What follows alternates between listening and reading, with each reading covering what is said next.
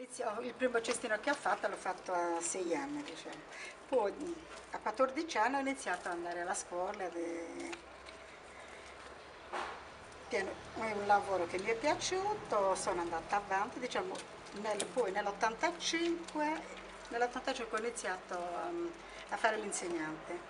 È un lavoro che mi dà soddisfazione e mi piace far conoscere quest'arte e di tramandarla. Prima di iniziare un cestino dobbiamo partire prima dal materiale, diciamo.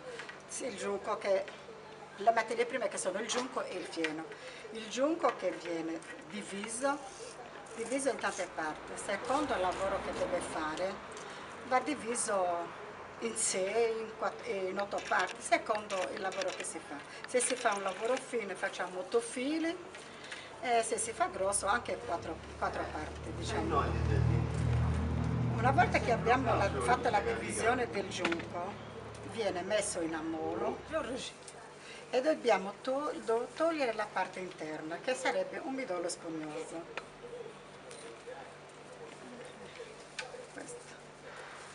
Adesso questo si mette in ammollo e facciamo vedere come si prepara.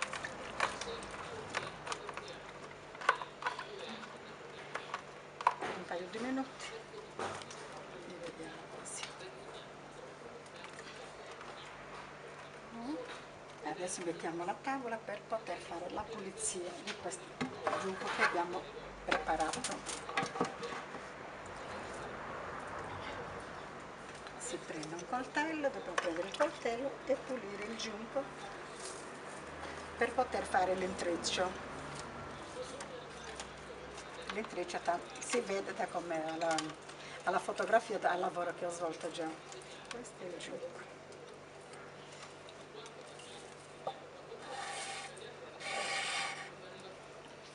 Dobbiamo fare un cestino piccolo di 30 cm con 300 grammi di giunco. Se invece devo fare un canestro, tipo questo cestino, un canestro, se è un cestino di 1 metro ci vogliono 800 grammi di giunco. Ci serve il fieno, che il fieno viene anche una volta che l'abbiamo tagliato dalla campagna, si porta a casa, si prepara il fieno, poi quando ci serve per il lavoro dobbiamo pulirlo, togliere questo fogliame. E rimane la parte interna che è bianco per fare come anima del cestino. L'anima del cestino si fa con il fieno. Ora ci possono essere 4 giorni di lavoro, secondo il lavoro grosso, se è un cestino fine e tutto ricamato, diciamo ci vogliono anche 10-15 giorni, secondo il cestino che fa.